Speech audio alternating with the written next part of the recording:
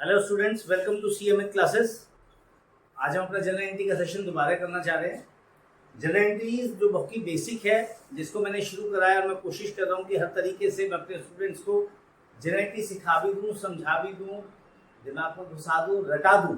तो इसमें मेरे हिसाब से कोई भी दिक्कत होगी नहीं अगर आप थोड़ा सा मन से इसको करेंगे। ध्यान से समझिए, हम अपने स्टार्टिंग करेंगे पहले सेशन के एंड में, जिसमें हमने पढ़ा था रूल्स, 3 गोल्डन रूल्स, और फिर अकाउंट्स और उसमें किस तरीके से मूवमेंट होती है। तो हम वापस शुरू करते हैं 3 गोल्डन रूल्स पे। पहला गोल्डन रूल हमारा क्या है? Debit what comes in, credit what goes out.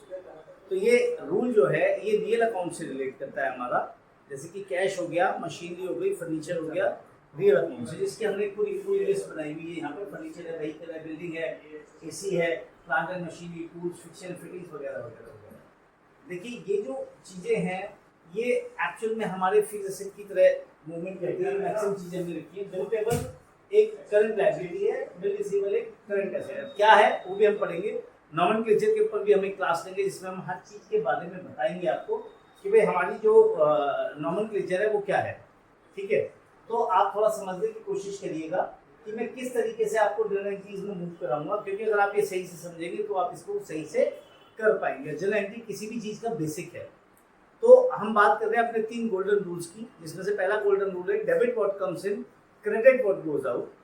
दूसरा है हमारा debit the receiver, credit the giver. ये हम रिलेट करेंगे अपने सारे पर्सनल खातों से। जो किसी कंपनी का नाम भी हो सकता है, किसी इंसान का नाम भी हो सकता है, बैंक का भी नाम जो होता है वो पर्सनल में आता है। और अगर बैंक कलेक्टिवली बोलेंगे तो रियल में चला जाएगा। अगर PNB, bank of India, state bank of India बोलेंगे तो पर्सनल में आएगा। अब सपोज करिए यहाँ पे मुझे लिख सकता है एसबीआई कार लोन अकाउंट। मैंने कार का लोन लिया तो एक खाता मेरा बना एसबीआई कार लोन अकाउंट, तो ये भी मेरा पर्सनल है। एक लास्ट में हम बात करते हैं यहाँ पे नॉमिनल अकाउंट की। इसमें हमारा रूल लगता है debit all expenses and losses, credit all gains and income. तो ये हम नॉमिनल कहते हैं इनको। यहाँ पे हम बात करते हैं अपने प्रॉफिट एंड लॉस के आइटम्स की। मैंने आपको अलग इसलिए पढ़ाया जिससे कि आपको ये सब चीजें अच्छी तरह से समझ में आए। ठीक है, तो देखिए यहाँ पे अगर आप इनको देखिए, वो नॉमिनल अकाउंट्स हैं जिनका इफेक्ट मैक्सिमम आपके प्रॉफिट एंड लॉस पे होता है, जिनका जो हम खर्चा करते हैं उसका बेनिफिट हम एक ही साल तक ले पाते हैं। तो ध्यान से समझिएगा। आपको अगर सर खर्चा तो मैंने बिल्डिंग में भी करा, तो मैं बिल्डिंग यहाँ क्यों नहीं ले सकता, क्योंकि बिल्डिंग एक ही साल में खत्म नहीं होती।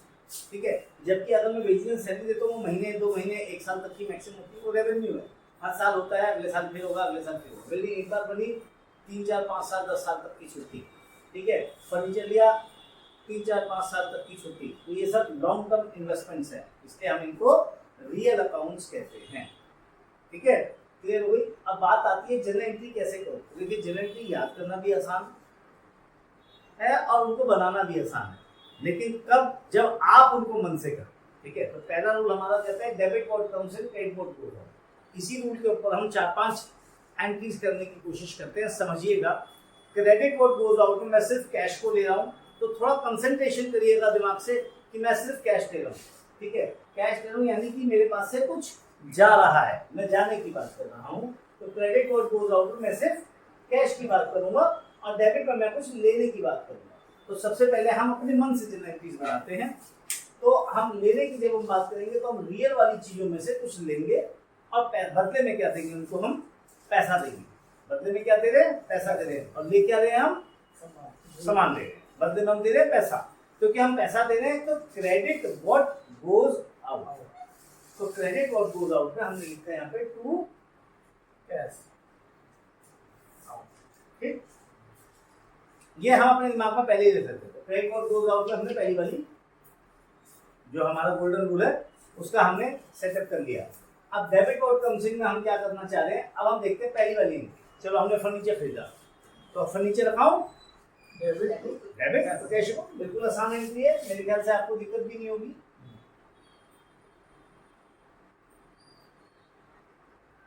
अब जैसे ही मैं व्हीकल खरीदता हूँ तो मैं क्या करूंगा? फर्नीचर के व्हीकल लिख दूंगा, इसमें भी कोई प्रॉब्लम नहीं है। तो यहाँ पे हम क्या लिखेंगे? व्हीकल। अब आप ध्यान से देखिएगा, मैं बार बार नाम नहीं लिखूंगा, फॉर इच व्हीकल के बाद अगर मैंने बिल्डिंग खरीदी तो building account debit to cash account, अगर मैंने एसी खरीदा तो AC account debit to cash account, plant and machinery लगाया, plant and machinery account debit to cash account, tools खरीदे, tools account debit to cash account, fixtures and fittings लगवाए, fixture and fitting account debit to cash account वगैरह। Clear हो गया? तो हर case में आप ये देख रहे हो डेबिट क्या हो रहा है हमारा एक एसेट और क्रेडिट क्या हो रहा है कैश। ऑब्वियस सी बात है, मैं खरीदूंगा तो क्या होगा, मेरा एसेट डेबिट होगा और मेरे पास से क्या जाएगा, कैश है। क्लियर? यहाँ पे किसी को कोई कंफ्यूजन? बेटा तेरे को कोई कंफ्यूजन अब समझ में आने लगी? देखो शी इज क्या हो बेटा, बीए हो, है ना? तो she is a BA student. एक दिन दो दिन उसको तकलीफ हुई, दिक्कत हुई, अब जनरल दिमाग में घुसनी शुरू हुई। ठीक है, अब मैं तुमसे क्वेश्चन आंसर फॉर्म में पूछ सकता हूँ इसको, जिससे कि मेरे को पता लगे आपको आया कि नहीं आया। घबराना मत बिल्कुल भी, जो दिमाग में सही आपके आ रहा होगा जरूर आप उसको जवाब दीजिए। ठीक है, मैं कैश की बात कर रहा हूँ, बार बार कि हमारे पास से कैश जा रहा है। तो आपने व्हीकल खरीदी तो क्या होगी बेटा entry, vehicle account debit to cash. Well, आपने बिल्डिंग खरीदी तो building account to debit to cash. To क्यों पहले आ जाता है, ये आदत में लाओ, प्रैक्टिस में लाओ। बिल्डिंग खरीदी आपने, क्या होगा, building account debit to cash. कोई दिक्कत? यहाँ पे मैंने व्हीकल खरीदी और मैंने जो इसके बदले में चेक दिया, क्या एंट्री होगी, vehicle account debit to bank account. ठीक है, और अगर मैंने बदले में एनईएफटी करा दी बेटा तो क्या एंट्री होगी, बोल दो, सही सोच रहे हो। मैंने बदले में एनईएफटी करा दी, व्हीकल खरीदी, vehicle account to debit to bank. To के बीच में जाता है, पहले इसको कंट्रोल करो। इसके लिए पता है क्या है, देखो हमें क्या है, मैं आपको एक बहुत अच्छी चीज बताता हूँ। अगर हम कभी भी किसी भी चीज के अंदर थोड़ा सा भी हमें ऐसा लगता है कि हम बार बार जो है उस चीज पे अटक जाते हैं, ठीक है, तो आपको उसकी बार बार प्रैक्टिस करनी चाहिए। मैंने अपने बेटे को गेम खेलते हुए देखा एक दिन, तो मैं देख रहा था बड़ी तेज गेम खेल रहा है वो, ठीक है, तो मैंने कहा क्या कर रहा है, एंड ही वाज प्रैक्टिसिंग। वो एक बार बैक जा रहा है, फिर एक बार आ गया, फिर एक बार बैक जा रहा है, फिर एक बार आ गया, मतलब उसने उस चीज को 10 बार करा और उसको वो चीज प्रैक्टिस हो गई। तो वहां से मैंने देखा कि बच्चे कैसे करते हैं, बार बार प्रैक्टिस करते हैं। उसको तो किसी ने नहीं सिखाया, तो उसने कहा कि मुझे ये कमांड करनी है, मुझे इसको कंट्रोल करना है, मेरे को ऐसे गेम खेलना है। तो he was just practicing. Obvious सी बात है, जब गेम में इंटरेस्ट आता है, किसी भी नई चीज में इंटरेस्ट आता है, उसको बार बार करते हैं। बार बार करने का क्या होता है, याद हो जाता है। फिर जो चीज याद में आ जाती है, गलती नहीं होती। जैसे ये सेंट्री को आपको याद हो गया, अभी तो आपसे गलती होगी, मैंने हजारों बार कर ली होगी तो मुझे फर्क ही नहीं पड़ता। आपके लिए अभी नहीं है, आपने मुश्किल से 20-25 बार 50 बार करेगी तो आपको दिक्कत होगी। लेकिन धीरे धीरे जब आप भी एक फिगर 1000 100 200 300 बार तक पहुंचोगे तो आपकी बढ़िया हो जाएगी, मुश्किल नहीं है। यहाँ तक आपको समझ में आई बात? ठीक है, मैंने आरटीजीएस करा दी बिल्डिंग के लिए 2 लाख रुपए, बिल्डिंग की कीमत है 20 लाख। मैंने आरटीजीएस करा दी बिल्डिंग के लिए 2 लाख रुपए, बिल्डिंग की कीमत है 20 लाख। एंट्री क्या हो, मैं थोड़ा सा समझाता हूँ। लेकिन 2 तरह की एंट्री है। पहली बात तो जो रिकॉर्ड करते हैं हम, वो फाइनेंशियल एंट्री रिकॉर्ड। मेरी बिल्डिंग की कीमत कितनी है, 20 लाख, क्या उससे कोई फाइनेंशियल एंट्री जनरेट हुई? भाई मैंने 20 लाख की बिल्डिंग के लिए बात करी किसी से, 20 लाख की बिल्डिंग, लेकिन मैं ये कह रहा हूँ कि मैंने बिल्डिंग के लिए आरटीजीएस करा दी 2 लाख, क्या ये फाइनेंशियल एंट्री है? पैसे में इसका कोई लेन देन हुआ? क्योंकि हम जो अकाउंट्स में रिकॉर्ड करते हैं वो पैसे की चीजें रिकॉर्ड करते हैं। मैंने एक बंदे को अपने यहाँ पे एम्प्लॉय करा, क्या उसकी मैं एंट्री करता हूँ जनरल एंट्री अपने यहाँ पे? आपको लगता है मैं जनरल एंट्री करता हूँ? होती होगी? नहीं होती। लेकिन जब मैं महीने के बाद उसको सैलरी देता हूँ तो एंट्री करता हूँ ना, salary account debit to cash account, आया ना? तो ध्यान रखिए, एंट्री हमारे यहाँ पे रिकॉर्ड ही तब होगी जब उसका फाइनेंशियल कैरेक्टर जनरेट होगा। मैंने 20 लाख की बिल्डिंग खरीदने के लिए किसी बंदे से बात करी, कोई फाइनेंशियल कैरेक्टर जनरेट नहीं, कुछ नहीं हुआ। लेकिन वही जब मैंने उसको 2 लाख रुपए का बयाना दिया या 10% ऑफ द बिल्डिंग दिया फॉर परचेज, आरटीजीएस करा दी, तब क्या होगा, फाइनेंशियल एंट्री जनरेट हुई, तो मुझे एंट्री करनी पड़ेगी। अब देखो यहाँ बड़ा कंफ्यूजन होता है। हमारे जैसे क्लाइंट्स बोलते हैं तो उन्होंने कहा भाई मैंने एक बिल्डिंग का ना एग्रीमेंट कर लिया 20 लाख का, ठीक है, आप उसको एक काम करिए, उस 20 लाख की बिल्डिंग के अपने यहाँ पे पेपर्स रख लीजिए और अभी 2 लाख रुपए उस पार्टी को ट्रांसफर कर दीजिए। ठीक, अब अकाउंटेंट क्या कहता है, क्या करेगा? वो कहता है सर 2 लाख की फाइनेंशियल एंट्री जनरेट हुई, मैं एंट्री करूँ। तो क्या एंट्री करेगा उससे? तो वो building account debit to 2 lakh. Building account debit to 2 lakh क्या चीज? 2 मार्क से एंट्री करेगा हाँ, billing account debit 2 lakh rupees to तो बैंक अकाउंट 2 लाख। इसमें कोई कंफ्यूजन किसी को भी? अब देखो यहाँ पे मैं बड़ी इंटरेस्टिंग आपको एक और चीज बताने जा रहा हूँ है जनरल एंट्री से रिलेटेड ही। आप थोड़े से कंफ्यूज मत होइएगा, क्योंकि मैं आपसे एक तरफ कह रहा हूँ फाइनेंशियल एंट्री जनरेट होगा। अब यहीं पे मैं एक और चीज सिखाऊंगा जिसमें फाइनेंशियल एंट्री जनरेट करेंगे हम, और कैसे करेंगे वो समझिएगा। तो उसमें एंट्री क्या करी? Building account debit to cash की जगह बैंक कर देगा, क्योंकि आरटीजीएस करा। कोई दिक्कत? इस एंट्री में कोई कंफ्यूजन बेटा? बिल्डिंग खरीदने के लिए हमने 2 लाख दिए, building account debit code comes in, और पैसा गया हमारे पास से बैंक से, तो credit code goes out to bank. कोई कंफ्यूजन? ठीक। अब ध्यान से समझिए, हमारे जो एंटरप्रेन्योर है, जो मालिक है, उसने कहा भैया मैंने 20 लाख का एग्रीमेंट कर लिया उससे, उस एग्रीमेंट के बदले में मैंने उसको 2 लाख दिया। अब कल को उसने अगर आपसे पूछा हाँ भैया उसके हमने 3 बार पेमेंट कर दी, एक बार 2 लाख करी, एक बार 1 लाख करी, एक बार कितने पैसे बच रहे हैं उसके? Are you able to tell them कि भाई कितना पैसा बच रहा है? बता सकते हो आप? ध्यान से सोचिए, माइंड से सोचिए। बिलिंग अकाउंट डेबिट 3 बार एंट्री करिएगा, ठीक? Billing account debit to bank, billing account debit to bank, billing account debit to bank. तो 2 लाख की 3 बार एंट्री करी आपने। Building account debit to bank, building account debit to bank, building account debit to bank, 2 बार 3 बार payment करी। अब मालिक ने आपसे पूछा हाँ भैया कितने पैसे और देने हैं? तो अब आपको दिमाग लगाना पड़ेगा, कहना सर हमने 2 लाख 3 बार दिए हैं, बैलेंस क्या है? अगर अकाउंटेंट शार्प हुआ तो वो याद कर लेगा कि सर 20 लाख की खरीदी थी, उसको भी हमें 14 लाख रुपीज और दे दें।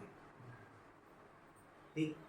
अब हम इन सब चीजों को जो इस तरह का फाइनेंशियल नेचर जनरेट करते हैं, हम पहले से प्री रिकॉर्ड कर देते हैं।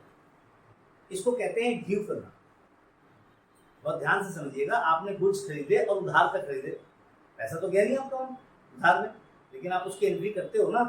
तो यहाँ पे भी हमने जब बिल्डिंग खरीदी और हमने उसके लिए 2 लाख रुपये दे दिए, तो टेक्निकली तो बिल्डिंग मेरी हो गई ना, अब सिर्फ पैसा ही देना तो बाकी है। बिल्डिंग का तो मालिक में हो गया, सिर्फ पेमेंट का डेफरमेंट होगा। इसको ऐसे समझेंगे कि मान लीजिए मैंने कोई मकान खरीदा और मैं शिफ्ट कर गया और मेरी किस्तें चल रही हैं, तो मकान तो भाई साहब मेरा है ना, आप मेरे से मकान नहीं ले सकते। आप मुझसे किस्तों के लिए प्रेशर दे सकते हो, भाई साहब आपकी किस्त नहीं जमा हुई, you haven't deposited the instalments, वो तो एक बार को मैं समझ सकता हूँ, लेकिन आप ये कहो मकान खाली कर दो तो नहीं, यानी कि मकान तो मेरा हो चुका। तो जिस समय मालिक ने आपसे कहा कि 2 लाख रुपीज दे के वो बिल्डिंग हमने 20 लाख में खरीद ली, तो अब आपकी जिम्मेवारी बनती है, तो आप एंट्री क्या करोगे? इससे भी पहले फर्स्ट एंट्री जो आप करोगे और ये सेकंड होगी, पहले आप करोगे बिल्डिंग अकाउंट डेबिट 22। अब किससे खरीदी? सपोज एबीसी से खरीदी, तो एबीसी कितना हुआ बेटा? 20 लाख। ठीक, कोई कंफ्यूजन यहाँ पे? तो हमने ड्यू कर दी। अब हमें ये पता है सर हमारे पास बिल्डिंग है 20 लाख की और इसके बदले पैसे देने एबीसी। आपने एबीसी से खरीदी थी, नरेशन में क्या डालेंगे? नरेशन में जो भी आपको उसके बारे में मोटी मोटी जानकारी वो डाल दो। बिल्डिंग खरीदी थी सर हमने, क्या कहते हैं, 500 स्क्वायर फीट का फ्लैट लिया था, गेस्ट हाउस लिया था, और हमारे क्लाइंट्स आते हैं उनको रोकने के लिए हमें कभी जरूरत पड़ती है, ठीक है, तो हमने एक 500 स्क्वायर फीट का 1 BHK का फ्लैट ले लिया 20 लाख रुपए का, जिसके अगेंस्ट हमने उनको 2 लाख रुपए दे दी, क्योंकि हमारे कोई गेस्ट आए तो उसको रुक सके, तभी तो बिजनेस में लोगे उसको। घर खरीदने का तो लोगे नहीं भाई, ऑफिशियल बिल्डिंग होनी चाहिए हमारी, कोई गेस्ट हाउस वगैरह होना चाहिए, तो उसके लिए आप लोगे। क्लियर? तो हमने 20 लाख की बिल्डिंग ले ली और उसको जो है एबीसी के नाम पे हमने बुक कर दिया। क्लियर हो गई यहाँ पे बात अच्छी तरह से? एबीसी पे तब क्या ये एंट्री सही है?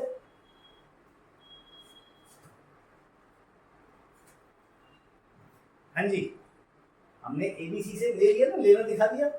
अब ये पैसा मैं किसको दूंगा? किसको दूंगा?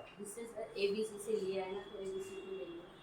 देखो इस लड़की से मैं इसलिए प्रभावित हूँ कि इसने दिमाग लगाया, she is a non commerce student, और उसने दिमाग लगाया, तो मैं एबीसी को दूंगा ना बेटा, बिल्डिंग तो नहीं खरीदूंगा दोबारा से, नहीं तो बिल्डिंग की बढ़ती चली जाएगी, एबीसी को तो पैसा ही नहीं जाएगा। अब हमने क्या कहा, पहली एंट्री हम करेंगे building account debit to ABC. अब जब मार्केट ने बोला भाई पैसे दे दो 2 लाख रुपए, तो एबीसी को हमने 2 लाख का चेक कर दिया। डोनेशन होगी being ₹2 lakh, amount paid through RTGS while UTR number, जो भी इसमें एडजस्टमेंट्स आती है नीचे, मतलब यूटीआर नंबर क्यों देने की जरूरत है, कल को चेक करने लगे भाई कैसे गया था पैसा, तो यूटीआर नंबर बताते हैं, यूनिक ट्रांसफर रेफरेंस नंबर, कि भाई इस ट्रांसफर रेफरेंस नंबर से पैसा गया था हमारा। क्लियर हो गई मैडम, बात अच्छी तरह से क्लियर हो गई, बढ़िया। तो पहले केस में हमने सिर्फ बिल्डिंग के लिए पैसा दिया, बयाना दिया, हमने एंटिकली बिल्डिंग अकाउंट डेबिट तो गलत हो भी नहीं है, लेकिन आप इंफॉर्मेशन को पूरा समझना है, ठीक है। इंफॉर्मेशन क्या कहती है कि आपने 20 लाख की बिल्डिंग बुक करी और उसके बाद 2 लाख रुपए एबीसी को, तो पहले आपने बुक करी तो आपकी हो गई बिल्डिंग, ठीक, तो आपने बिल्डिंग क्रिएट कर ली और उसके बाद 2 लाख रुपए दे दिए। अब इसका फायदा क्या होगा, इसका फायदा कई जगह पे, क्योंकि बिल्डिंग आपने क्रिएट कर ली, 20 लाख रुपए की आपके पास एसेट क्रिएट होगी, अब इस 20 लाख पे आप डेप्रिसिएशन क्रिएट कर, अगर आप एसेट ही क्रिएट नहीं करोगे तो डेप्रिसिएशन क्रिएट नहीं कर पाओगे। तो एज अ चार्टर्ड अकाउंटेंट हम तो हमेशा कहते हैं कि भाई एसेट क्रिएट करिए ना, बिल्डिंग अकाउंट। अच्छा, लायबिलिटी भी आपको पता है, अब आज की डेट में अगर एबीसी का अकाउंट देखो तो 20 लाख ड्यू थे, क्रेडिट था तो क्रेडिटर्स था, इसको हमने 2 लाख दे दिए, बैलेंस कितने रह गए 18, तो 18 ही दूंगा ना मैं, तो मुझे ये भी पता है कि मुझे 18 देने भाई उसके, फिर जब मैं 2 लाख और दे दूंगा मैं कहूँगा मेरे को बैलेंस 16 देने हैं, फिर मैं 2 लाख दूंगा तो कहूँगा बैलेंस मुझे 14 दे। क्लियर हो गया मेरी बात यहाँ पे अच्छी तरह से। तो ये जनरल को आप इस कंसेप्ट से समझिए, कोई बहुत मुश्किल नहीं है जनरल। क्लियर हो गई मेरी बात, इसको मैं रद्द कर देता हूँ, थोड़ा सा और हम इसी कंसंट्रेशन पे चलेंगे, ठीक है। हमारी देने की कंडीशन क्या है यहाँ पे, बैंक या cash, bank cash, MobiKwik, Airtel payment bank, Paytm, ये सब यहाँ पे क्रेडिट होंगे अगर हम दे रहे हैं भाई। अगर मैं बैंक से दे रहा हूँ तो बैंक हो गया, अगर मैं कैश से दे रहा हूँ तो मेरा कैश आएगा, अगर मैं पेटीएम से दे रहा हूँ तो मेरा पेटीएम आएगा, अगर मैं मोबीक्विक से दे रहा हूँ तो मोबीक्विक आएगा, अगर मैं किसी और एयरटेल पेमेंट बैंक से दे रहा हूँ तो एयरटेल पेमेंट बैंक आएगा, कोई और मेथड होगा तो उससे आएगा। अच्छा, आरटीजीएस और एनईएफटी वो बैंक की है, ये कोई अलग चीज नहीं है। आरटीजीएस देना है, एनईएफटी बैंक में ही आता है। हाँ, अगर बैंक का नाम स्पेसिफिक है तो पीएनबी आ जाएगा, एसबीआई आ जाएगा, उसमें ही बड़ा इंपॉर्टेंट है। एसबीआई के अंदर ही हमारे 3 अकाउंट है, कई बार ऐसी सिचुएशंस भी आती हैं, तो फिर हम क्या करते हैं, एसबीआई और अकाउंट का आखिरी के 2 शब्द लिख देते हैं, जिससे कि हम डिस्टिंग्विश कर सकें। मेरा एसबीआई का 13 डिजिट का अकाउंट है तो 13 डिजिट तो नहीं लिखूंगा, आखिरी की 3 डिजिट या 4 डिजिट या 2 डिजिट लिख देता हूँ, जिससे कि मैं डिफरेंशिएट कर सकूँ मैंने किस अकाउंट में पैसा ट्रांसफर किया, किस अकाउंट से पैसा गया है। क्लियर हो गई मेरी बात, हर अकाउंट डिस्टिंक्ट है, हर अकाउंट अलग है, बात समझिएगा। पीएनबी, अगर मैं एक अकाउंट को ऐसे लिखता हूँ पीएनबी और एक अकाउंट को लिखता हूँ पंजाब नेशनल बैंक, तो दोनों अलग अलग हैं। आप लोगों में सब बात तो एक ही है, ऐसा क्यों नहीं कर सकते हम, ऐसा नोमेनक्लेचर चेंज हो गया, पीएनबी और पीएनबी, इसके आगे डैश लगा दूंगा तो भी बदल जाएगा ये, इसके आगे डैश लगा दूंगा तो भी बदल जाएगा ये, इसके आगे मैं 0.5 लिख दूंगा तो भी बदल जाएगा ये। तो ध्यान रखिएगा, एग्जाम में हम बहुत बार गलतियां करते हैं। हम कई बार क्या करते हैं, जो एक नाम लेके चल रहे हैं उस नाम को हम बदल देते हैं बीच में काम करते करते, फिर सोचते हैं ये एग्जामिनर को पता होना चाहिए, एग्जामिनर उस चीज़ को हो सकता है इग्नोर कर सकता, चीज़ गलत। कंसेप्ट क्या कहता है, अगर आपका पीएनबी है तो आप पीएनबी यूज करिए, और अगर आपने पंजाब नेशनल बैंक लिखी तो पंजाब नेशनल बैंक यूज करिए, एसबीआई है तो एसबीआई लिखिए, और स्टेट बैंक ऑफ इंडिया लिखा है तो स्टेट बैंक ऑफ इंडिया। अब ये तो खैर थ्योरेटिकल है, हम तो प्रैक्टिकल वर्ल्ड में काम करते हैं और बहुत दिक्कतें फेस करते हैं, बहुत ज़्यादा दिक्कतें। मैं छोटा सा एग्जांपल दे रहा हूँ सिर्फ आपकी थ्योरेटिकल नॉलेज के लिए। टैली सॉफ्टवेयर के अंदर बच्चे क्या करते हैं, अकाउंट बनाते हैं। जब अकाउंट बनाते हैं तो अकाउंट कैसा बना देते हैं, एक बार पीएनबी बना दिया, एक बार पंजाब नेशनल बैंक बना दिया, एक बार पीएनबी 1 बना दिया, 3-3 4-4 अकाउंट, और तीनों चारों में अलग अलग एंट्री हमारा, अकाउंट तो एक ही है।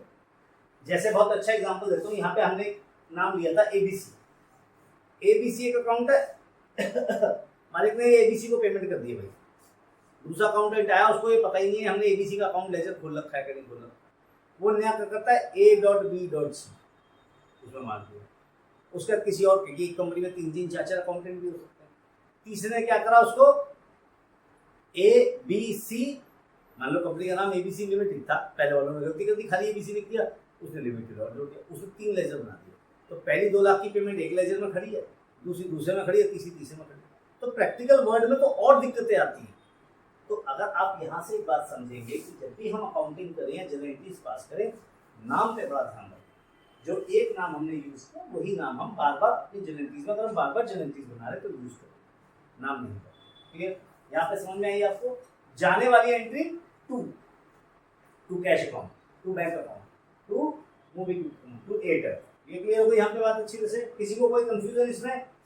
देखो स्टार्टिंग में थोड़ी सी दिक्कत होती है, बहुत सारे बच्चों ने मेरी पहली वीडियोस देखी होंगी, उसमें थोड़ी बोरियत हो जाती है कि लंबा खिंच गया, लेकिन आप जब लगातार किसी चीज़ को करते हो तो सब कुछ पॉसिबल है। भगवान भी मिलते हैं अगर लगातार बैठ जाए। ठीक है, तो ऐसा कुछ नहीं है कि कुछ भी चीज़ इम्पॉसिबल है, हमारे अंदर की इच्छा होनी चाहिए। जो भी हम सोचेंगे वो होगा, जो हम नहीं सोचेंगे वो नहीं होगा। इसे सोचिए हमेशा पॉजिटिव, मैं कर लूँगा, मैं कर लूँगी, ये हो जाएगा, लेकिन कोशिश भी करिए, खाली सोचने से ही काम नहीं चलेगा। ठीक है, आता है नेक्स्ट। सपोज करिए मैंने यहाँ पे ये खर्चा करा, बेटा आप बताना अकाउंटिंग चार्जेस पे किए कैश में, क्या एंट्री होगी? अकाउंटिंग चार्जेस पे किए मैंने कैश में, क्या एंट्री होगी? अकाउंटिंग चार्जेस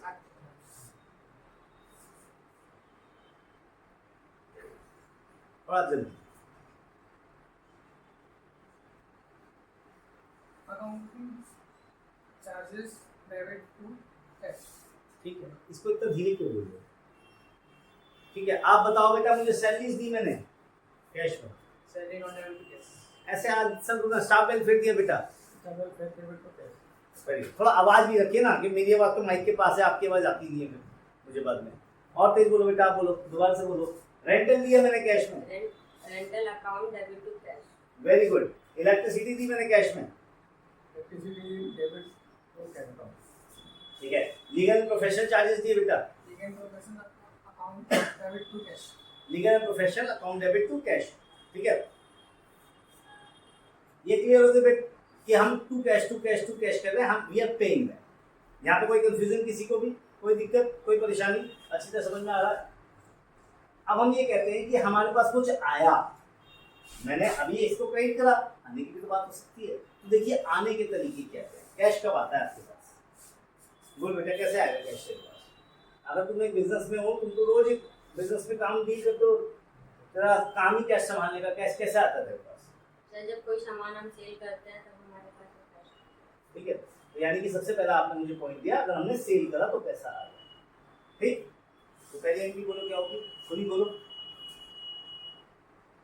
पैसा आएगा तो कैश डेबिट होगा, राइट? तो क्या करेंगे हम?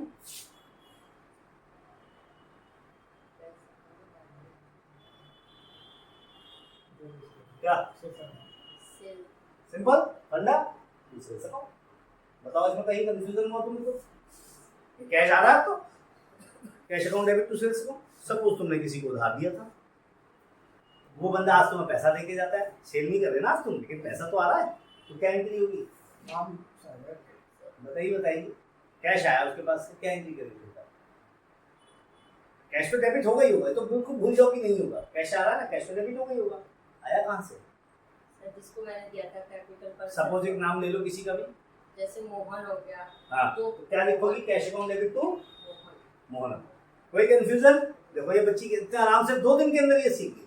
जनरल एंट्री कोई बहुत बड़ा काम नहीं है। ठीक है, आप कंसंट्रेशन से इसको आप बिल्कुल बहुत अच्छी तरीके से आपने समझाया। Cash account debit to Mohan. कोई कंफ्यूजन? भाई कैश आ रहा है आपके पास, नहीं से आ रहा।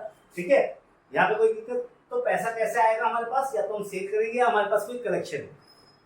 ठीक, सपोज मालिक ने कहा भाई एक काम करो, मेरे पास 10,000 रुपये पड़े हैं, आप एक काम करो, आपको कैश की जरूरत थी, आप मेरे पास से 10,000 रुपये, ऐसे भी पैसा आता है। सेल नहीं है वो, दूसरी चीज किसी से कलेक्शन भी नहीं है, तो क्या है? सर पूरा मैं एडवांस दे दूं। किस चीज का? वापसी नहीं कह रहे, मेरे को मत देना, बुक आपकी किताब में डालना। क्या कहते हैं 50,000 यार मेरे पास है ना, पड़ा था घर में, तुम आजकल कैश किया, धंधे में भी थोड़ी सी कम पैसे की जरूरत पड़ रही है, तुम 50,000 रुपीज मेरे पास से ऐड कर दो, he can give you the money. भाई जो एंटरप्रेन्योर है वो दे सकता है, उसकी रेंटल इनकम आती है। ठीक है, हो सकता है उसके कोई पैसा कहीं से मिला हो, पुराना किसी दोस्त ने दे रखा हो, दे दिया हो, तो कहता है बिजनेस बनाओ। अब वो पैसा क्या करोगे आप? पहली एंट्री ये कि कैश अकाउंट डेबिट, इसमें तो कोई कंफ्यूजन नहीं, पैसा आ रहा है। अब देखो दिमाग बिल्कुल क्लियर हो गया यहाँ पे, एकदम मस्तिष्क हमारा क्लियर कि जब पैसा आ रहा है तो कैश डेबिट होगा। सिंपल फंडा। कहाँ से आया? दूसरा कहाँ से आया? प्रोप्राइटर ने दिया ना, मालिक ने दिया, जी सर। उसका नाम क्या है स्पेशल? हम क्या नाम लेते हैं उस मालिक का?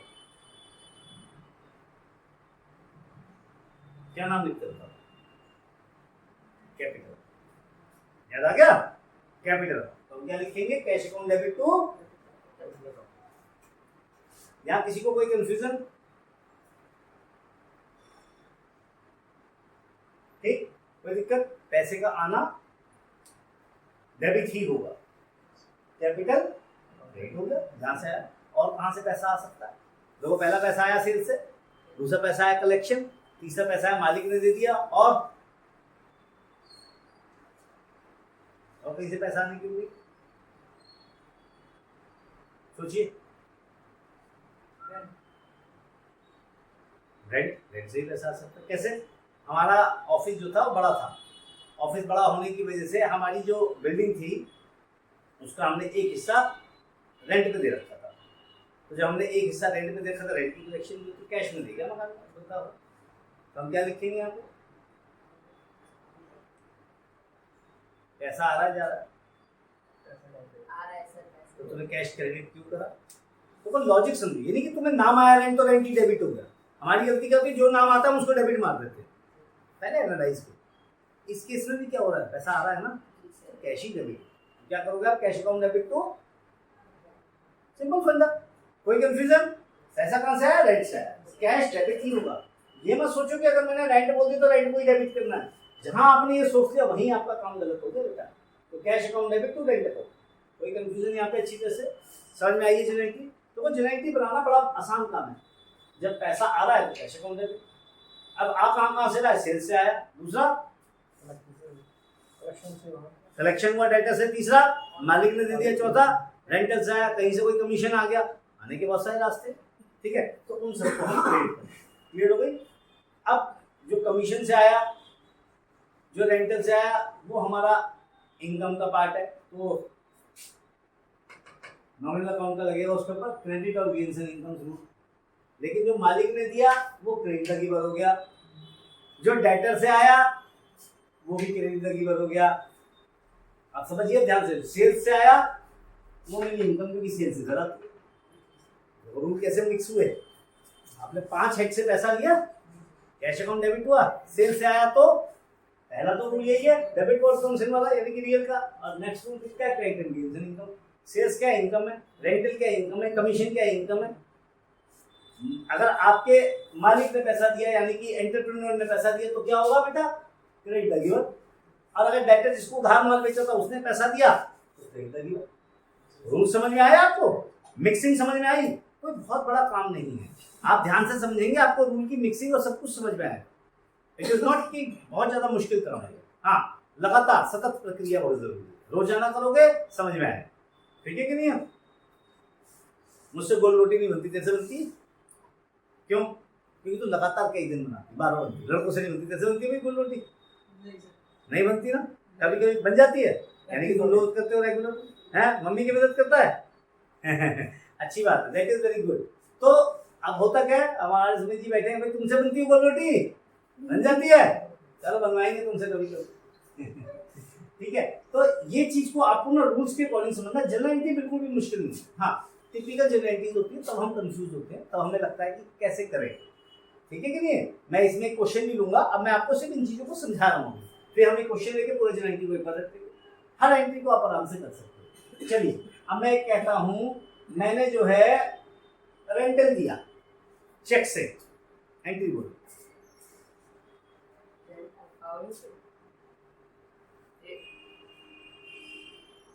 देखो, जितनी स्पीड में आंसर आएगा उतना ही मजा आएगा, तभी आपको, मुझे लगेगा आपको क्लियर। बोलिए। Rent account debit. ठीक, आप बताइए। Rent account debit. आराम से निकली ना, एकदम जल्दी से निकल गई ना, बस। क्यों? क्योंकि हमें पता था, कोई दिक्कत तो नहीं। चलिए, गोल्डन रूल बताइए। पहला रियल पे बताइए, कौन सा गोल्डन रूल है?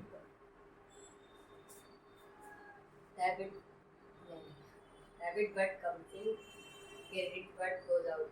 वेरी। आप बताइए उस पे personal. Debit the receiver, credit the giver.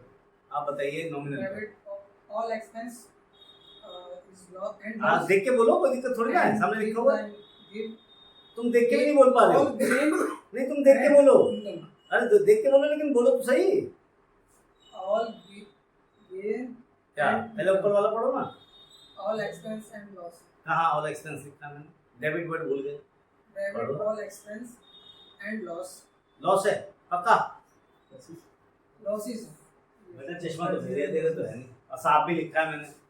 और दूसरा Credit are gain और or और है all ऑल। हाँ all gains and income. अब देखो यहाँ पे मैं तुम्हें एक दूसरी चीज बता रहा हूँ, it is not related to generality. दूसरी चीजें देखो, अब क्या है, हमारे पर अंग्रेजों ने बहुत साल राज किया और सब चीज़ें अंग्रेजी में बहुत चल रही है, मिलती भी नहीं, कंप्यूटर्स वगैरह सब कुछ इंग्लिश में। तो प्रॉब्लम क्या होती है, जब हम बोलने की कोशिश करते हैं इंग्लिश को तो हमसे आवाज़ ही नहीं निकलती। तो इसलिए मेरी आपसे गुजारिश है, आप इंग्लिश को बोल बोल के पढ़ा करें। दूसरी बात, अगर आप SMS एक दूसरे से करते हैं, शॉर्ट मैसेजिंग सर्विसेज मत यूज करिए SMS, यानी कि हाउ आर यू, तो हाउ HOW और आर में खाली आर मत बना देना, ARE बनाना पूरा, और यू में खाली यू मत बनाना, YOU बनाना। प्रॉब्लम क्या होती है, हम जब शॉर्टकट मारने लगते हैं तो हमारी इंग्लिश का सत्यानाश हो जाता है। हिंदी तो खैर हमें आती ही नहीं, तो तुम क्लियर बोलो, ठीक है, अंग्रेजी का भी सत्यानाश कर दिया, तो हमारे से होता ही नहीं, आवाज़ ही नहीं निकलती। तो बोल बोल के पढ़िए, बोल बोल के करिए, तो आपको चीज़ समझ। मेरे ख्याल से यहाँ से यहाँ तक आपको मैक्सिमम चीज़ें समझ में आ गई होंगी। क्लियर, कोई दिक्कत? पहले वाला rule, debit what comes in, credit what goes out. दूसरा, debit the receiver, credit the giver, debit all expense and losses, credit all gains. ठीक है, अब किताबों में जैसे हम देखते हैं क्वेश्चंस हमारे आते हैं, हम उसके हिसाब से काम करते हैं। एक हम इमेजिनरी क्वेश्चन लेते हैं, इमेजिनरी क्वेश्चंस में हम general entries create, imaginary question है और जनरल एंट्री क्रिएट।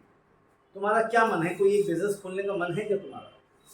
बताओ बच्चे, क्या तुम्हारा कोई बिजनेस खोलने का मन है, और है तो क्या खोलना चाहो? क्योंकि देखो बुक के अंदर से क्वेश्चन लेके पढ़ाना इज एन ईजी थिंग, उससे लेकिन कंसेप्चुअल क्लैरिफिकेशन, कंसेप्ट नहीं क्लियर। आपको बिजनेस खोलना चाहती है, अगर आपको मौका मिले तो क्या बिजनेस खोलना चाहती है? सोचो, इतने में इसको रब करते हैं, हम आपके बिजनेस की जनरल एंट्रीज बनाएं। ठीक, देखते हैं, बिल्कुल रियलिस्टिक पोजीशन है, आपके दिमाग में एक विचार आएगा, उस विचार के अकॉर्डिंग जनरल एंट्रीज। मैं सब हटा रहा हूँ यहाँ से, ठीक है, पिछली क्लास में भी था। अब सिर्फ हम एक बिजनेस का आइडिया लेंगे, उसके ऊपर जनरल एंट्री क्रिएट करेंगे। जो हम ना किताबों से पढ़ेंगे, किताबें तो हम नहीं बनाएंगे, समझते हैं ना कैसे बनती है किताब।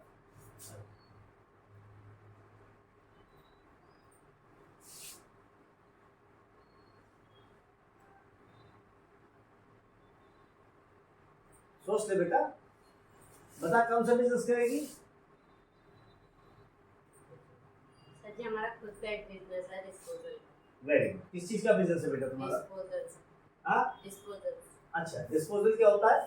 सर जैसे कि पन्नी हो गई, पेपर्स हो गए, ग्लास हो गए, शादी ब्याह में जैसे हमें थाली चाहिए, जी प्लेट, चम्मचे चाहिए, प्लेट्स चाहिए, तो इस तरीके डिस्पोजल, मतलब यूज एंड थ्रो, आपने खाना खाया, इसका आपका ऑलरेडी एक बिजनेस है। ठीक है, अब सपोज करो तुम्हारे बिजनेस में तुम्हारा मूवमेंट्स भी पता है सारी की सारी, तुम्हारे लिए आसान होगा। एक बिजनेस खोलना है, मुझे खोलना है बिजनेस डिस्पोजल का, तुम्हारी क्या सलाह होगी? पहली सलाह, मुझे आइटम्स क्या चाहिए? स्टॉक चाहिए। ठीक है, स्टॉक हमने बात करी। अप्रॉक्स एक छोटी दुकान में कितने बाय कितने की दुकान हो गई? तुम्हारी कितनी बड़ी दुकान है? 10 बाय 10 की है, 10 बाय 15 की, कितनी बड़ी है? ऐसे बताओ ना, 10 फुट बाय 10 फुट, कितने फुट अंदर गहरी है? अगर तू लेट जाओ उसके अंदर तो हाइट कितनी है? 5 फुट।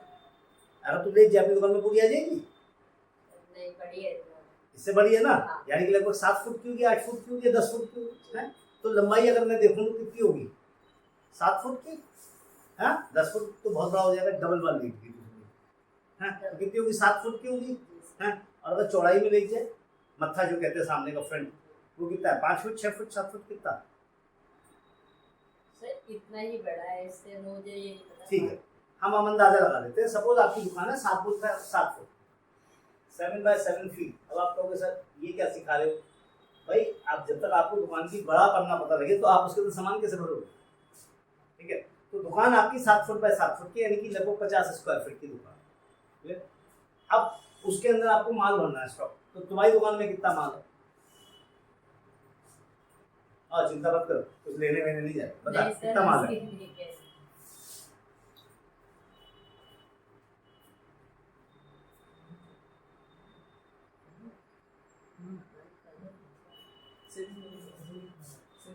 बताइए कितना माल होगा?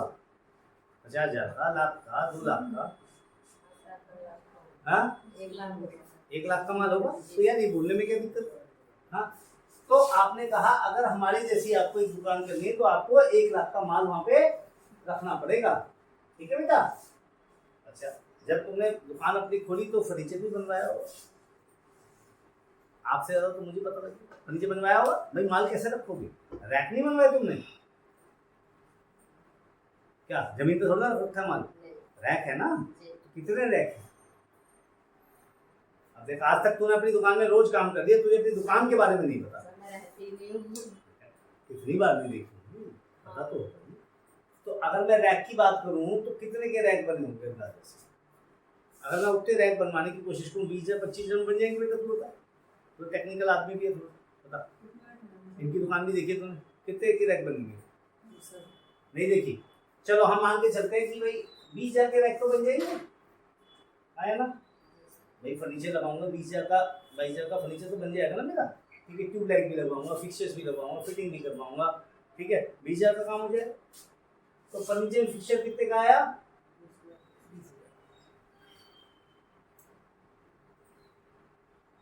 और कुछ?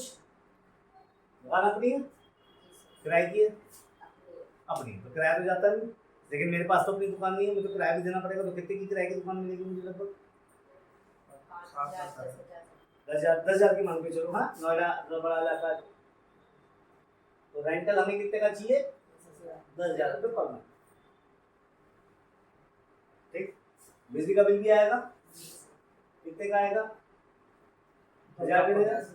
हाँ, इलेक्ट्रिसिटी इससे ज़्यादा नहीं आएगी।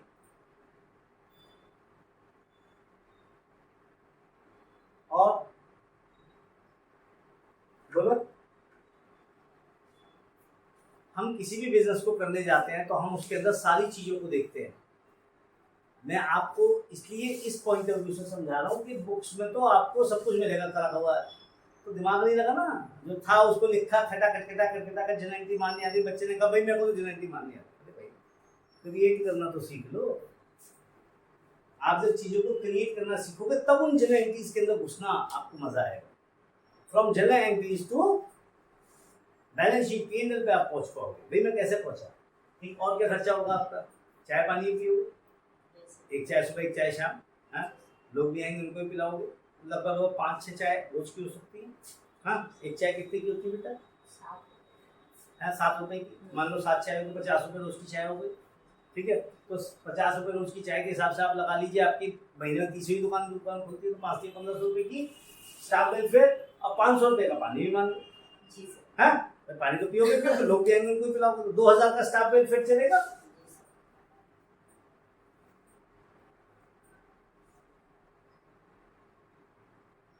अब आप समझ रहे हो कितने अच्छी तरह से इसको डिफाइन कर रहे हो। ठीक, नौकर रखा है कोई? कितने बंदे बैठते हैं? मम्मी पापा दोनों, यानी कि 2 बंदों की जरूरत। अगर मैं करूंगा तो मुझे तो एक बंदा रखना पड़ेगा अपने साथ, क्योंकि मैं या तो गल्ला संभाल दूँ या मैं सामान दे दूँ। अगर मैं सामान देने उठूंगा तो गले में से कोई चोरी करके ले सामान लेके भाग गया। तो एक कंट्रोलिंग के लिए होना चाहिए बंदा और एक देने के लिए होना चाहिए, एक बंदा चाहिए। कितने का मिलेगा? क्या बात कर रही हो, इतना महंगा तो नहीं चाहिए। 10,000 तक मिल जाएगा। 10-12 घंटे 10 घंटे जॉब तो कितने रहती है बेटा तुम सर? सर मुझे 10:30 मिलते हैं। कितने घंटे से कितने हैं? 8-10 घंटे जॉब करती हूँ। 10 घंटे जॉब करते हो तो ऐसी का कहना है कि वो पूरे 24 घंटे मतलब लगभग 12-13 घंटे रहेगा, तो वो 10-12 हज़ार, इतना महंगा नहीं मिलता। ठीक है, मेरे हिसाब से 10-12 हज़ार में आपको एक बंदा मिल जाएगा। ठीक है, तो हम सैलरी की अगर हम बात करें,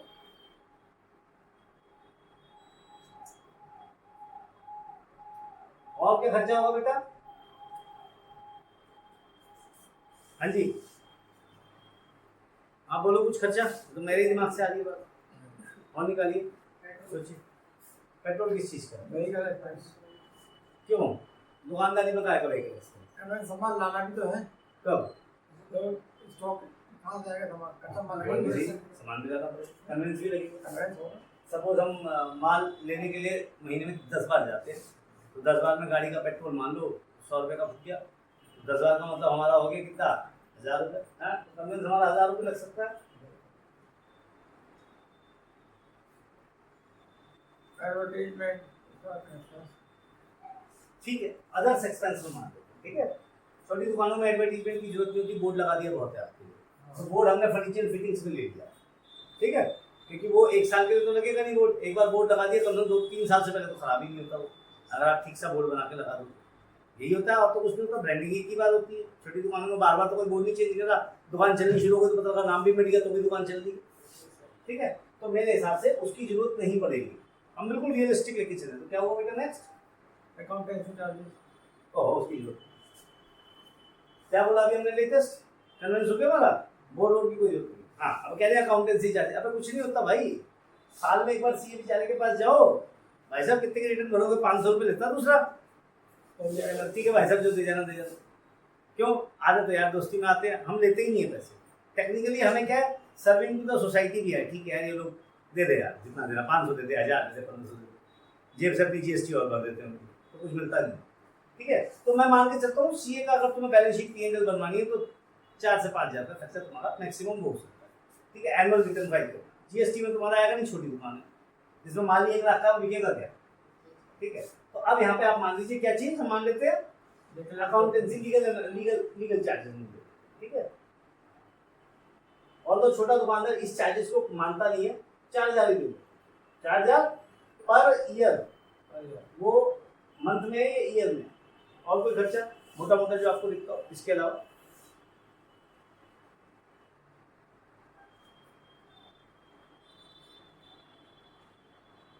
बिजनेस खोलना सिखा दूंगा, जनरल एंट्री तो बात की बात है। बिजनेस कैसे खुलेगा, तो यही सब चीजें तो करोगे ना, एक बंदा जो पैसे का। अब आपको कितने पैसे चाहिए घर से इस काम को चलाने के? एक दुकान को चलने में कितना टाइम लगता है, एक दुकान को चलने में कितना समय लगता है? 3 से 4 महीने। मैं 6 महीने मान के चलता हूँ कि 6 महीने में आपको रेंटल भी चाहिए, आपको बिजली भी चाहिए, आपको स्टाफ वेलफेयर भी चाहिए, सैलरी भी देनी है, कन्वेंस भी देना है, लीगल चार्ज भी देना है, और आप अपनी कैपेसिटी का मैक्सिमम 40% की सेल कर पाओगे। चलने का मतलब है आप इतना कमा पाओगे कि 40% खर्चे निकाल सकते। अब देखो कैलकुलेशन दिमाग में कहाँ जाए। आपका हर महीने कितना खर्चा हो रहा है बेटा? 10, 11, 12, 13, 23, 24, इसको छोड़ दो, 24,000 का हर महीने का खर्चा है, 2,000 और मान 26, ठीक। तो आपका 26,000 रुपये महीने का खर्चा है। मैं कह रहा हूं आपके इस खर्चे में से सिर्फ आप 40% ही निकाल पा रहे हो। 50 लिख देते, चलो आसानी के लिए, ठीक है, कोई बात मान लेते 50 निकाल। कितना निकला आपका? 13 का 13,000, राइट। 13 तो अपनी जेब से दो, माल तो कम नहीं कर सकते आप।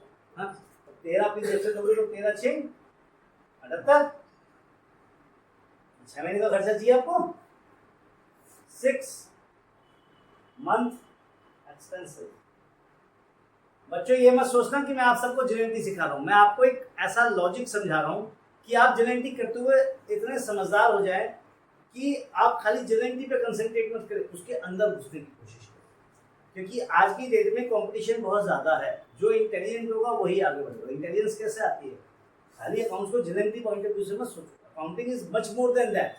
आप समझने की कोशिश करें। तो देखिए हमने क्या इन्वेस्टमेंट करी, 1 लाख का माल तो लगाऊंगा ही, फर्नीचर लगाऊंगा 20,000 का, 1 महीने का एडवांस का रेंटल भी दूंगा, ठीक है। तो कितने पैसे लगे? 1,30,000 प्लस 78,000 ये चाहिए, कितने हो गए?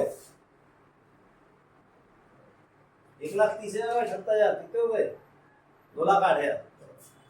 तो इन 3 में खर्चा हमारा हुआ 1,30,000। 78 यहाँ कमी पड़ गई मुझे, हर महीने अगर खर्चा करना है 78,000 पक्का। और कुछ कोई दिक्कत, कोई कंफ्यूजन? अब अगर मेरे माँ बाप मेरे को पाल रहे हैं, यानी कि मेरे को कोई टेंशन नहीं है खाने पीने की, तब तो मेरे को यही खर्चा चाहिए। और जो सपोज करिए मुझे अपना खर्चा भी चलाना है, बाल बच्चे भी है शायद मेरे, उनका भी खर्चा चलाना है, तो मैं मान के चलूँगा 15,000 रुपये महीने तो मुझे मेरे भी चाहिए, ठीक। मैक्सिमम बिजनेस खत्म क्यों होते हैं? इसी अनकैलकुलेशन से, कोई कैलकुलेशन नहीं है। तो 15,000 के हिसाब से 6 महीने का कितना हो गया? 90,000 आपको चाहिए। अब लगाइए आपको कितना पैसा चाहिए बिजनेस शुरू करने के लिए?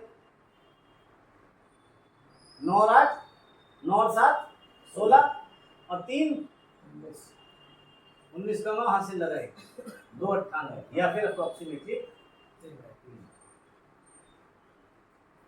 अगर आप मेरे CMA क्लासेस में जाएंगे, एक छोटा सा बंदा जो अपना बिजनेस शुरू करना चाहता है, छोटा सा चाय वाले का, देखिए हमने 15-20 हज़ार में बिजनेस शुरू करा दिया, ठीक, वो एक्चुअल में छोटे हैं क्योंकि उनमें इतनी सारे खर्चे नहीं हैं, सैलरी पैलरी कुछ भी नहीं है बहुत ज़्यादा, वो सब हम खुद कर रहे हैं।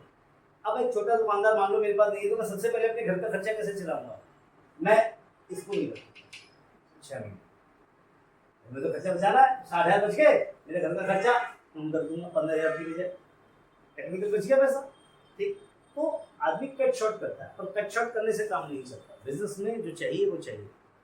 अभी आपने एक बात बीच में बोली एडवर्टीजमेंट, तो मैंने कहा एडवर्टीजमेंट की जरूरत, अच्छी जगह दुकान खोलो, काम को मन से करो, टाइम पे खोलो। आप सुबह टाइम पे दुकान खोलो, टाइम पे शाम को दुकान को बंद करो। लोग क्या करते हैं, काम तो चल नहीं रहा, अरे चल यार काम तो चल नहीं रहा, मैं सो गया, घर में जाके सो जाते हैं। आज दुकान 6 बजे खुल रही है, कभी 7 बजे, कभी 9 बजे, कभी 10 बजे। जो ग्राहक 7 बजे आना चाहता है वो 7 बजे नहीं आ सकता, तो नहीं चलता। इससे गलत बात हो गई बिजनेस के पॉइंट ऑफ व्यू से देखे। अब हम यहाँ बात करते हैं, जब हमारे पास ये सारी की सारी हैट्स जनरेट हुए काम के, तो एंट्रीज भी जनरेट होंगे, ठीक। पहली एंट्री क्या होगी? सपोज मेरे फादर ने मुझे 3 लाख फाइनेंस किया, ठीक, बिजनेस तो कर लूंगा मैं 6 महीने चलने के बाद फिर मेरी रिकवरी होनी शुरू हो जाएगी, तो फिर मैं आराम से उसको जो है बिजनेस को, अब मुझे जरूरत है, मेरा काम चलना शुरू। क्लियर हो गया बेटा बात अच्छी तरह से? आगे जाके मैं हो सकता है और पैसा कमाऊँ और बिजनेस को बढ़ाऊँ, खुद मेहनत करूँ। क्लियर हो गई मेरी बात? तो पहले मेरे पास क्या आएगा, कितना पैसे की इन्वेस्टमेंट? 3 लाख। अब देखिए एग्जाम में क्वेश्चंस आपको कैसे दिए जाते हैं, मैं फिर बाद में ये सब रद्द करूँगा, ठीक है। A started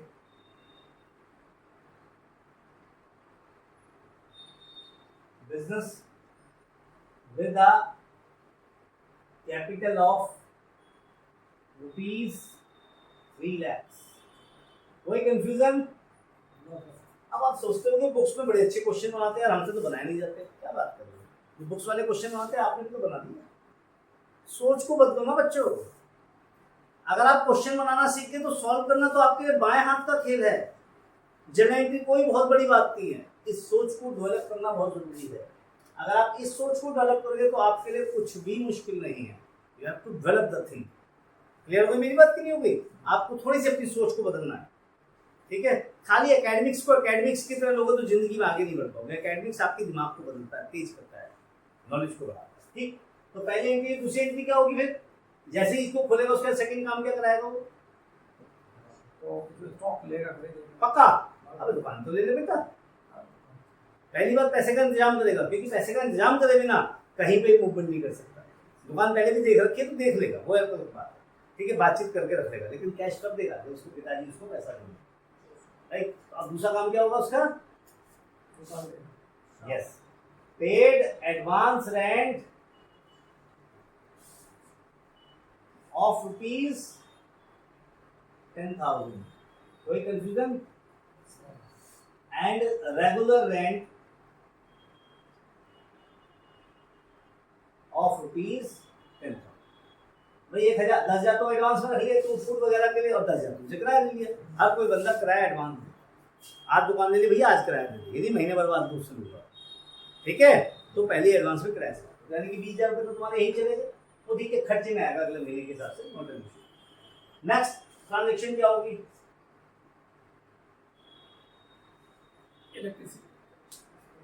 furniture and fittings, ठीक है। Paid ₹20,000 for furniture and fittings,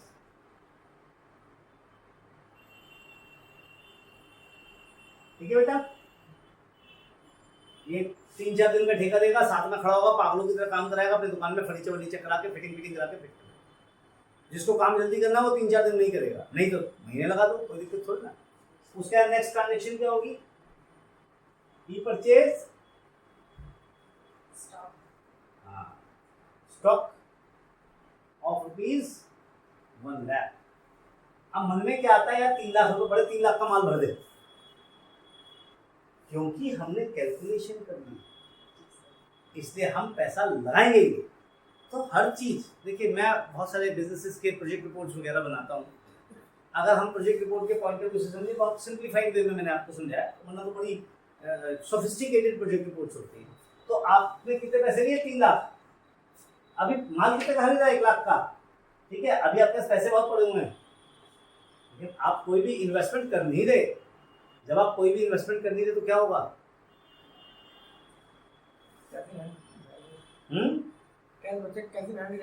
ठीक है, कैश इन हैंड का फायदा क्या है? जान रहती है, पैसा है भाई, तनख्वाह दे दूंगा, टेंशन मत दे। और जब टेंशन नहीं होती और काम धंधा स्मूथ भी होता है तो हमेशा फ्लरिश करेगा। जब आपको यहाँ टेंशन होती है ना, जरा इसकी तनख्वाह कैसे दूँ यार, पैसे कम रह गए। सपोज आप ये बिजनेस 1.5 लाख में भी शुरू कर सकते हो। टेक्निकली देखो, 1 लाख का मालिक तो चाहिए, 20,000 इसको दे दिए, रेंट इसको दे दिया, फर्नीचर वर्नीचर लगा दिया, इसका उधार कर लिया, थोड़ा सा काम शुरू कर दे यार, अगले महीने कमाई होगी तो दे दूंगा, अगले महीने कमाएंगे तब दे देंगे, कमाई में से देंगे। तो क्या हो रहा है, पूरा दिन आप काम तो करो, लेकिन अरे भैया तूने मेरे को फर्नीचर के पैसे नहीं भिजवाए, 5,000 10,000 2,000 3,000, अरे कर लीजिए कर लीजिए, काम हो जाता है। बहुत सारे लोग ऐसे भी करते, पर मेरा मानना है ऐसे ना करा जाए तो ज़्यादा अच्छा है। ठीक है, काम को आपको क्या करना चाहिए, काम में टेंशन नहीं होनी चाहिए और किसी की देनदारी नहीं होनी चाहिए। आप उनसे माल खरीदो, आप उनसे सर्विसेज खरीदो, बद्दुआएं और गालियाँ मत खरीदो प्लीज़, वो फ्री मिलेंगी आपको। भाई साहब पैसे नहीं देते यार, 6 महीने को घुमाते हो, तुमने मेरे फर्नीचर के पैसे नहीं दिए, तनख्वाह नहीं दे रहे भाई साहब, 3 महीने हो गए, मेरे घर में ही 20 बच्चे हैं, वो मत खरीदो। अगर आपकी कैपेसिटी है तो बिजनेस में आओ और बिजनेस की सही इवैल्यूएशन के साथ आओ, अदरवाइज नौकरियाँ करो, कोई टेंशन नहीं। ठीक है, तो तीसरी एंट्री जो जनरेट हुई परचेज स्टॉक रुपीज बन रहा है, उसके बाद क्या हुआ, इलेक्ट्रिसिटी का बिल तो 1 महीने बाद आएगा, स्टाफ वेलफेयर धीरे धीरे जाएगा, सैलरी भी 1 महीने बाद जाएगा, कन्वेंस का थोड़ा सा खर्चा होगा तो माल आने में लग गया, वो यहाँ पे लग गया। तो हम 5वें पॉइंट पे हम यहाँ पे ले रहे हैं, ही पेड कन्वेंस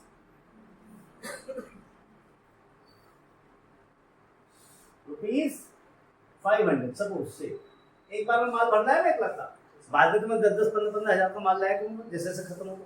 तो पहली बार मेरा 500 रुपये, उसके लीगल चार्जेस में ठीक है, सीए से कुछ पेपर भी बनवाए होंगे, ही पेड, बैंक अकाउंट खुलवाया, सी को दे दिया 1,000-2,000, सब हमारा अकाउंट खुलवा दो, हमारा रजिस्ट्रेशन करा दो, एमएसएमई में रजिस्ट्रेशन होता है, कोई लीगल चार्जेस दिया आपने, तो ही पेड ₹2,000 एज लीगल चार्जेस। ठीक है बेटा, तो ये 6 एंट्रियां पहली बारी में आपकी जिंदगी क्लियर। अब आपकी दुकान 1 हफ्ते बाद समझ लो चकाचक चल, सेल होनी शुरू। ठीक, पहले अब आपके माल भरा हुआ तो आपके पास अब कंटिन्यूसली सेल होनी शुरू, प्लस जो आपका स्टाफ वेलफेयर का खर्चा है, चाय वाले को चाहे तो आप रोज रोज एक कॉपी बनाओ भैया, तो 1 महीने के आखिर में हिसाब दे, तो अब पैसा आना शुरू। अभी आपके बैंक में कितना पैसा हुआ है, कितना पैसा पड़ा है, देखो 1 लाख का माल आ गया, 20,000 यहाँ गए, ठीक है, 1 लाख 20,000 और 20,000, 1,40,000, आपके पास पूरे के पूरे 1,60,000 पड़े। अब आप कहोगे सर क्या फायदा हुआ, मेरे को 1,60,000 मैं लेता ही नहीं पापा से।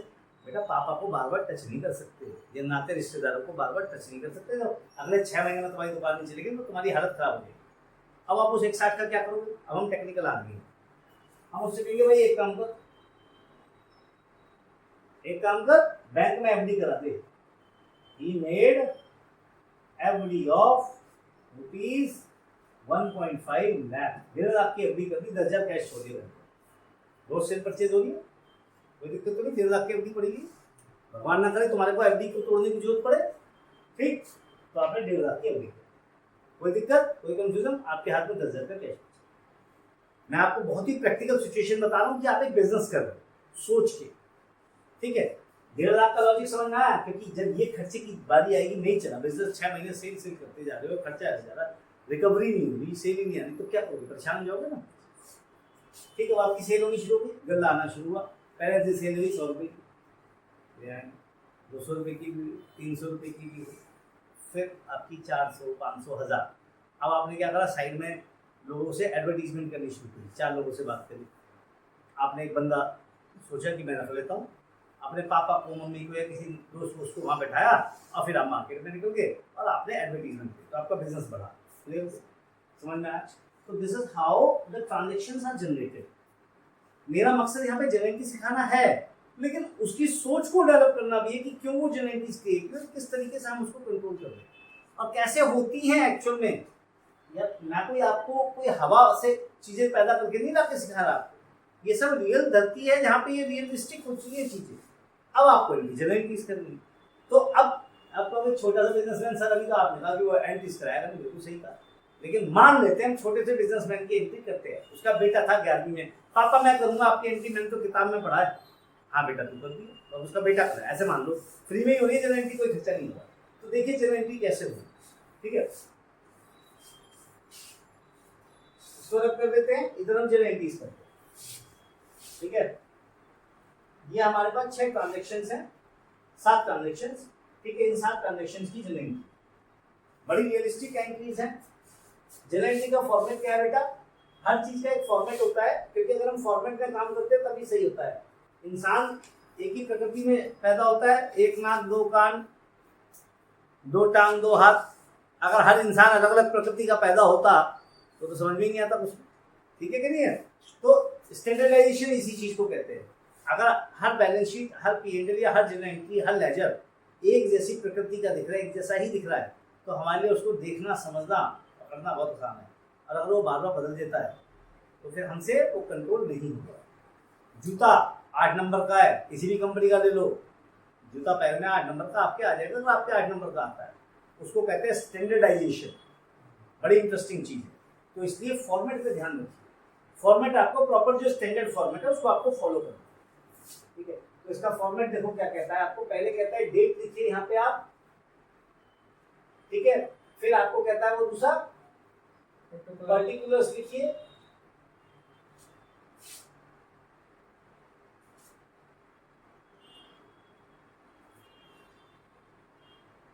डेबिट रुपीज,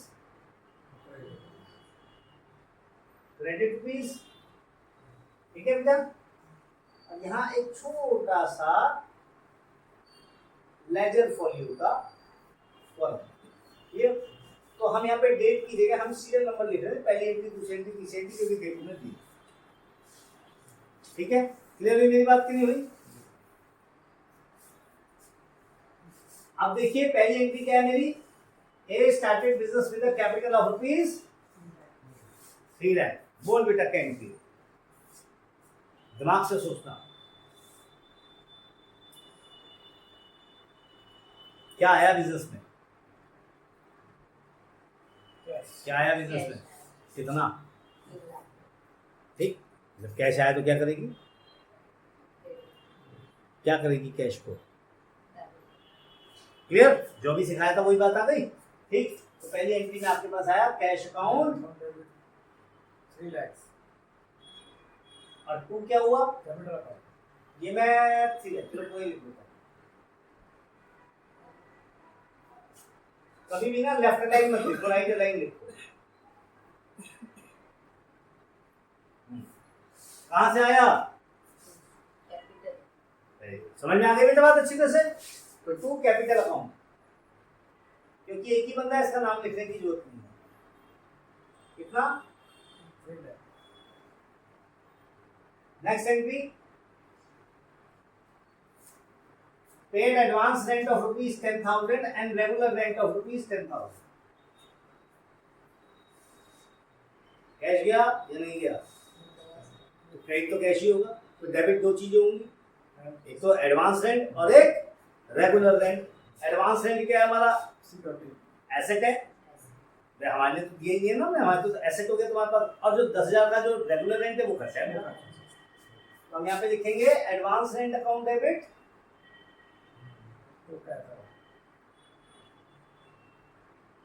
दूसरा rent account debit to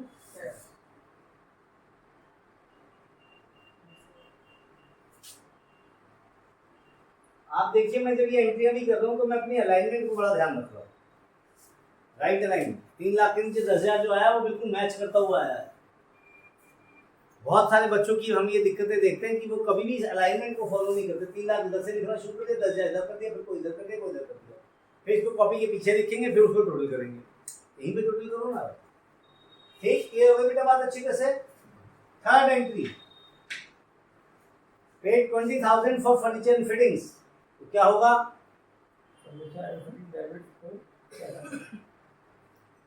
clear, कोई कंफ्यूजन, ऐसा चाहिए। Furniture and fittings account debit to cash account, ठीक है।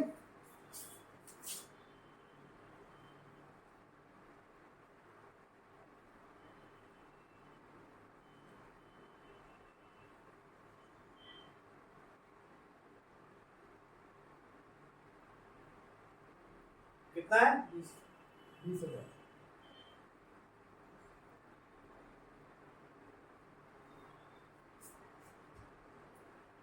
नेक्स्ट, स्टॉक खरीदा 1 लाख का। बोल बेटा, तू बोल एंट्री। स्टॉक खरीदा 1 लाख। पहले बता, कैश डेबिट होगा पक्का? क्यों?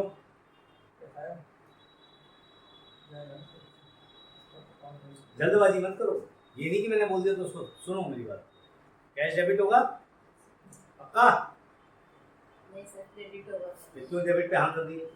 क्रेडिट तो ये नहीं कि मैंने बीच में पूछा तो तुम कंफ्यूज हो गए उसको हाँ कर दिए, नहीं। कैश क्या होगा हमारा? क्रेडिट, ठीक। तो डेबिट क्या हुआ? या तो स्टॉक को डेबिट करो या हम परचेजेस को भी डेबिट करो। गुड्स को कर सकते हैं, स्टॉक को कर सकते हैं, परचेज। तो हम मॉडर्न मेथड की तरह परचेजेस को डेबिट करते हैं। तो हमने क्या लिखा है यहाँ पे? Purchase account debit, purchases account debit 1 lakh to cash account, cash amount. 1 lakh. अपने लिखने के तरीके को देख रहे हैं, ये भी आपको फॉलो करना पड़ेगा। सब सीक्वेंस में लाइन वाइज है, कॉमा के साथ है, ठीक है। Next, conveyance account debit to cash account. क्या चीज? कन्वेंस क्या? अरे किसको पड़ोसी को सिखा रहा है? मुझे मुझे मुझे बता देना, मेरे को तो समझ में नहीं आ रहा तो क्या बता रहा है। बोलो, सही बोलो, बोलो। आवाज मेरे पास भी तो आ रही चाहिए भैया। क्वेश्चन को रिपीट करो, आंसर दो ना, जल्दी बोलो। Conveyance account debit to cash. बोला करना तेज, धीरे क्यों बोलता है? धीरे बोलने का मतलब कॉन्फिडेंस कम है, ठीक। तो बोल बेटा, क्या एंट्री होगी? क्या एंट्री है कन्वेंस? कन्वेंस अकाउंट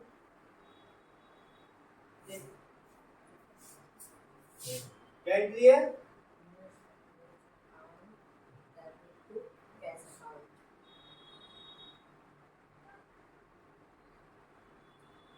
कितना है?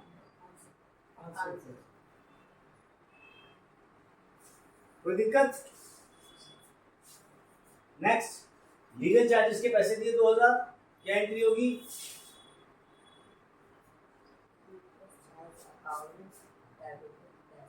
ठीक है, पहले वाली एंट्री रब कर सकते हैं। और दो बच्ची हमारी हो जाएंगी।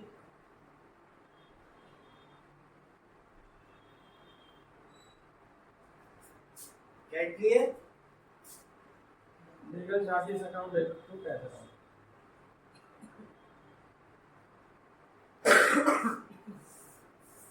अमाउंट 2,000।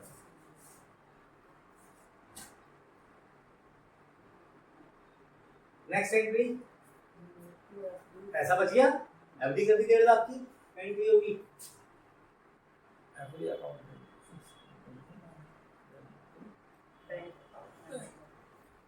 टू बैंक अकाउंट तो खोला ही नहीं बेटा। एफडी बैंक में कैश डायरेक्ट हो सकती है, कैश तो है। या वो कहेगा बैंक से पहले यार बैंक अकाउंट भी खोल, तमाम की एफडी बनाएंगे तो कैश से भी ले लो, ठीक है। क्लियर हो बेटा मेरी बात? सारी एंट्री क्लियर हो गई अच्छे से? कोई कंफ्यूजन यहाँ पे किसी को? No sir. आ गई अब जेलेंटीज। किस तरीके से हमने एक बिजनेस क्रिएट करा, किस तरीके से जेलेंटीज करी, क्लियर, क्रिस्टल क्लियर, ठीक। देखो प्रॉब्लम ये नहीं, मैं भी बुक्स में से बहुत सारे क्वेश्चन बुक्स छोड़ यार मैं खुद ही बना दूंगा क्वेश्चन, क्योंकि मेरी सोच है ना ऐसी, मेरे को पता है कैसे बनाना है। मेरे को बनाइए, आज मैं आपको 20 एंट्री बना के देता हूँ, आप उनकी जेलेंटी रखते रहिए। It's not about rating the जेलेंटी। अब मैं कहूँगा रटिए मत, अब आप दिमाग शुरुआत में तो देखो रूल आपको रटने पड़े, शुरुआत में तो रटना पड़ेगा उस टाइम। अरे समझिए 10 क्वेश्चन तक आपको शायद रटना पड़े बार बार कर करके, उसके 11वें क्वेश्चन से आपका दिमाग ऑटोमेटिकली चलना शुरू हो, तब तो मजा है यार हमारे पढ़ने का और पढ़ाने का। तो फिर मजा क्या है? क्लियर हो गई मेरी बात? तो आप सब रूल्स को याद रखिए। जनरल एंट्रीज के 3 रूल्स हैं। किस तरीके से एंट्री निकली एक बिजनेस से, हमने एक आइडिया लिया, आइडिया से एंट्री जनरेट करी, एंट्री जनरेट करने के बाद हमने उसको जो है मतलब ट्रांजेक्शन जनरेट करी, ट्रांजेक्शन जनरेट करने के बाद हमने एंट्री। क्लियर? तो मेरे ख्याल से जनरल एंट्री का यहाँ तक का जो मैंने चैप्टर आपको पढ़ाया, इससे आपको जनरल एंट्री का कंसेप्चुअली समझ में आ गया अच्छी तरह से। मैं अब इसके अंदर कम से कम अगली क्लासेस के अंदर 20 जनरल एंट्रीज के क्वेश्चन पकड़ूंगा, ठीक है, और हम कोशिश करेंगे उसको पहले ही लिख के रख लें, तो बस हम उससे जनरल एंट्रीज करेंगे, ठीक है। तो जनरल एंट्रीज का एक क्वेश्चन लेंगे, लिखने के बाद उसको आपको मैं समझाऊंगा कि किस तरीके से एंट्रीज होंगी बोल बोल के, ठीक है। तो आपको वो 20 क्वेश्चन की जनरल एंट्री का क्वेश्चन समझना है, ठीक। और उसके बाद हम एक छोटा सा क्वेश्चन लेंगे 5 या 7 एंट्रीज का, फिर उस क्वेश्चन से जनरल से लेजर कैसे पोस्टिंग होती है वो वाला। तो आपको समझ में आएगा कैसे लेजर्स में पोस्टिंग होती है, सब्सिडी बुक्स क्या होती है, वो सब मैं आपको सिखाऊंगा। यहाँ तक क्लियर हुआ जनरल एंट्री का चैप्टर आपको? इसी के साथ मैं आप सबसे विदा लेता हूँ। मेरी सीए अमित क्लासेस को आप सब्सक्राइब करें, राइट हैंड पे आपके बेल आइकन है उसको दबाएं, जिससे कि आपको हर नोटिफिकेशन मिले। कोई कमी हो या अच्छा लगे आपको तो जरूर कमेंट करें, मेरे को अच्छा लगेगा, मैं इंप्रूव करूंगा। आवाज़ में थोड़ी सी प्रॉब्लम थी पिछली वीडियोस में देखते कि कुछ फर्क आया कि नहीं आया, उसको भी कोशिश करते हैं। तो इसी के सब के साथ आपका धन्यवाद, थैंक यू।